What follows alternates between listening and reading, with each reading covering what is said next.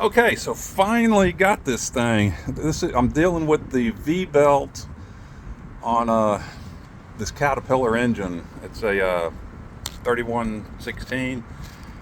That pulley is an idler. Well, I don't know but it's a tensioner pulley. I played hell with that. It does have a square drive where you can put tension on the belt, and then you're supposed to tighten up the lockdown bolts, I'll call it. Not very easy to do by yourself. So I'm gonna see if I can hold this. Yeah, there we go. So the square drive is up there, probably about 1 o'clock, and you've got to. It just like a regular ratchet is not going to fit because it's not deep enough. Then if you get a 3-inch extension, it's too long. I don't have a 1-inch extension for a 1/2-inch drive, and so anyway, before I show you what I did, you've got to get in there with that 1/2-inch drive and tension up that pulley, and then there's the slide bolt, I'll call it, up this way, up over here where my finger is. But you don't want to tighten that one first because you can't get to it because the belt is covering it up until you get tension. So then there's the other bolt, 2 of them. One locks it down, and then the other one's the slider. And so what I did is I reached up in here, back behind here with a wrench, and just had to go like 1 click at a time until it finally tightened up and would hold the pulley and the belt in place. Then I was able to go back up top and lock down that sliding, where the slide is, where the bolt is. That, you know what I'm saying. One other little thing that I do is, it's not in position here. I tried to make it in position here so I could video it, but I always try to get the numbers on the belt so that when you're the guy that's got to lay under here and find out what belt is on here, then you can actually read it. It's not upside down. I try to make it where it's right side up as you would normally crawl under a truck to look at it. So I'm going to show you what I had to do tool wise. If I brought the damn thing out here. Yeah, there we go. So as you can see, the 1/2-inch drive ratchet is well, in this case it was too short. So what I did have is a 1/2-inch to 3/8 adapter, and that made it perfect. So that's just enough length. That's about the length you need to be able to reach over the top of that pulley and get into that 1/2-inch drive. And so that was the key. So kind of sharing a little bit of a learning curve here. Get out of the way, cat. You're ruining my video, kitty. So that's it. I'll show you on the next clip once we get something else to show. Okay, golly, success at last. Got the new tensioner on there, and that's it's not too hard, but you just got to do it one-handed. Trying to get the bolt in there while you hold the tensioner in place, so that took a while. Then the learning curve of getting the belt on there, and anybody who's done these belts, the damn thing falls off the crankshaft. You get it back up there to the top, and then you start situating it, and it falls back off the crankshaft pulley. And anyway, finally got it on this combination. What I had to do is get it on the crank pulley, run it up to the fan pulley, over the alternator here, and then over the idler pulley. And then while I was tensioning that idler pulley basically to its maximum, I could barely slide the belt over the AC compressor here. And it worked, and everything's good now. We'll be moving on to something else here. I don't know what it is. Let me look at all the stuff. Got the belts. Did the air filter. Oh, by the way, that was done in 06. So yeah, it was due. I may try to change the oil. I got to go see if I got enough buckets to hold 5.5 gallons. Okay, so I decided I was going to change the oil next. I don't know if we'll be able to see that, but the oil pan, the drain plug is down there, and I've been under there. It's a 7/8, takes a 7/8 wrench on this one, but before I pop that, I want to fire up the engine, get it a little bit warmed up, get all the impurities or whatever might be in the oil pan. I need it in the oil so that when I pull that drain plug, hopefully it flushes the majority of that kind of stuff out. Here we are in the inside though. This 93. Oh, I did put the cup holder in it, but 6-speed. The intake air heater, and let's see what this thing does.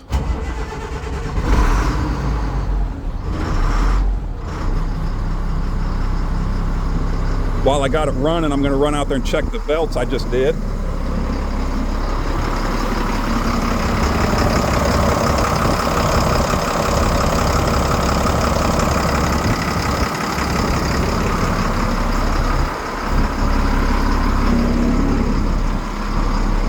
Okay, so looks like belts are good.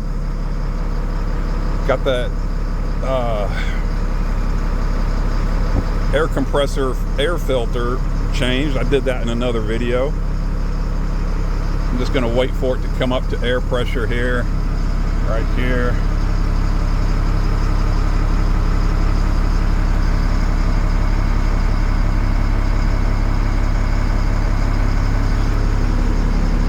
$195,500 miles, roughly. Full tank.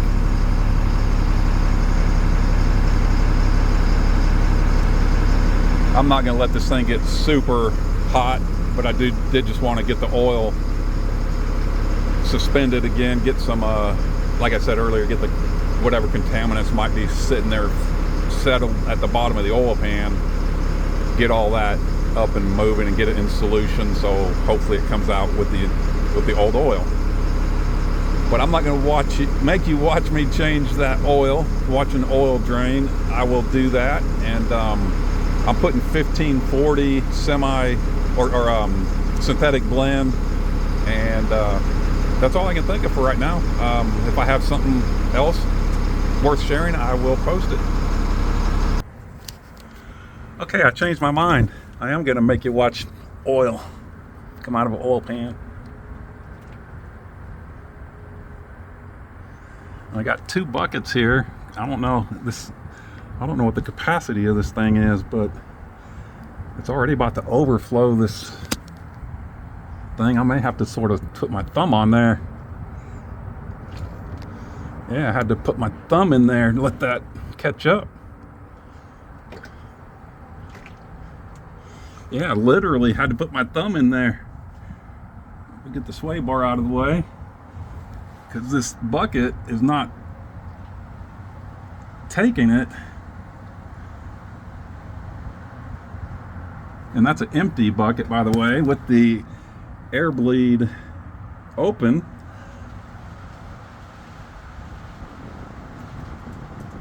I think because that's such a wide open or larger drain plug that it comes out with much more volume.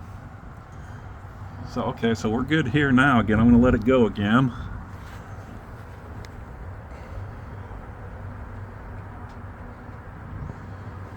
Let's see how quickly that fills up again.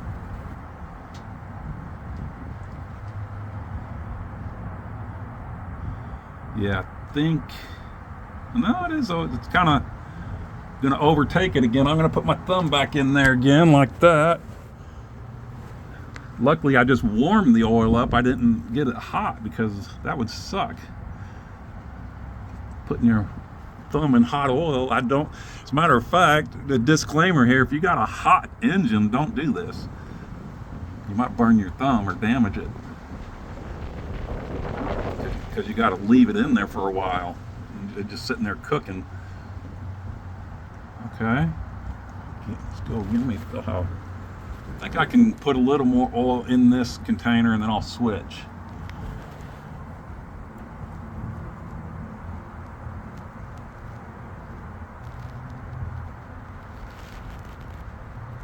Yeah, I'm gonna, well, now let me try that real quick. This thing feels real heavy, so I am gonna switch the buckets. Okay, got the buckets switched out. Excitement.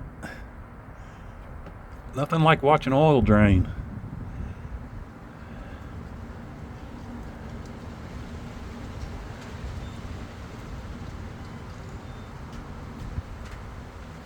And this one has that cap or that plug that's in there, so it's creating a restriction. That's why I'm using this bucket second. The other one doesn't have that, so it can flow in there pretty fast. This one's taking even longer, but pretty crazy. So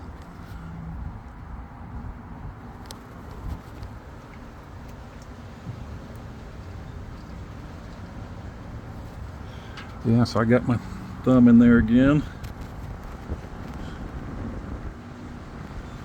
There.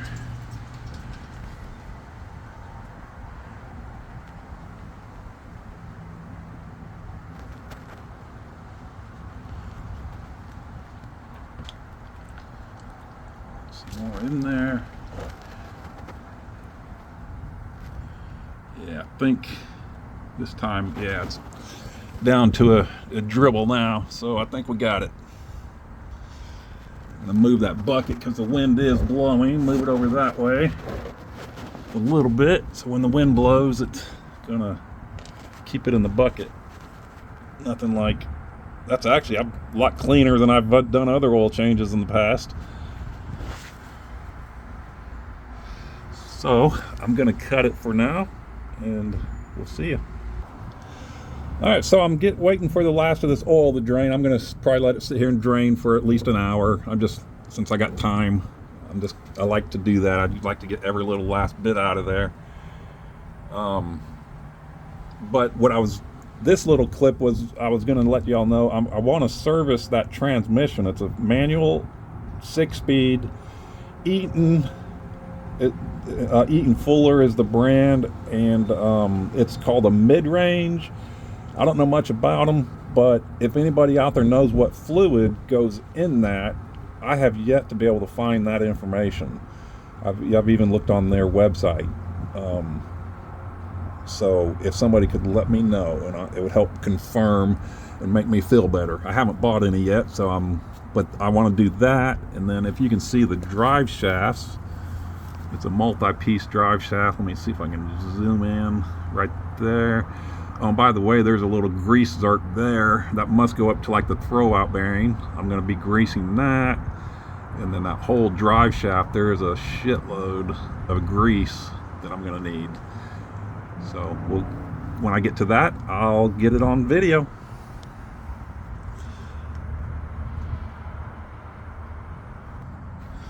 Okay, well, this reminds me of the 6.5 diesel. One of the reasons I came up with the oil filter relocation kit is I loosened that filter thinking, well, maybe it'll miss this front axle. Nah.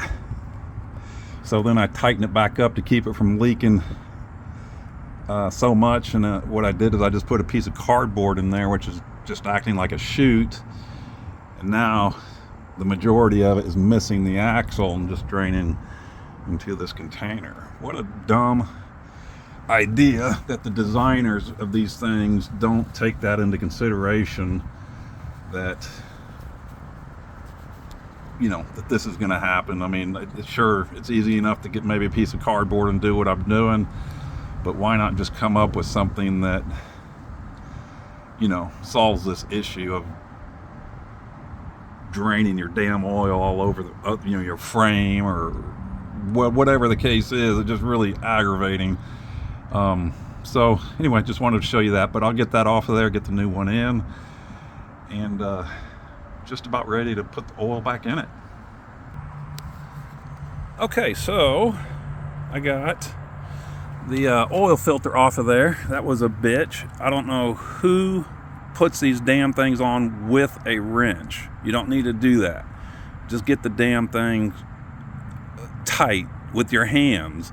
That way the next guy can get the thing off. So what I was going to do, and almost ran into a problem, was I was just going to poke a hole in the bottom of this and let it drain. And then the previous little clip I showed you wouldn't have been so messy. I could have diverted that into whatever and caught that oil. But I didn't want to poke a hole in this because I wanted to make 100% sure, because I've never worked on these trucks before, that this filter would actually work. And it gave me a scare because this filter wasn't actually threading up on there until I got it just right. And it went in there. I was like, oh, good. Because I didn't want to have to go through the hassle of returning and all that. But what I wanted to show you guys was, this is a Baldwin, good quality. Trying to get this organized here, where I'm trying to balance it here. Okay. And then the original cat filter. The Caterpillar filter, quality wise, is substantially better. That is a cast aluminum piece in there. You can see it was machined for this, and it's just based on that alone. I can't tell because of weight. This thing's soaked in oil. But I just wanted to show you that's super heavy duty. I've never actually seen that before. And then this one is just stamped steel, and obviously that's machined, but it's a whole lot different process, I think. So I wanted to show you that. When I go to do this the next time, I'm definitely going to buy the cat filters, just based on that cast aluminum piece I just saw. So I wanted to show you that, and still waiting on all that stuff to quit dripping under there. Once that happens, I'll snug all that up, put this filter on, and put some oil in it.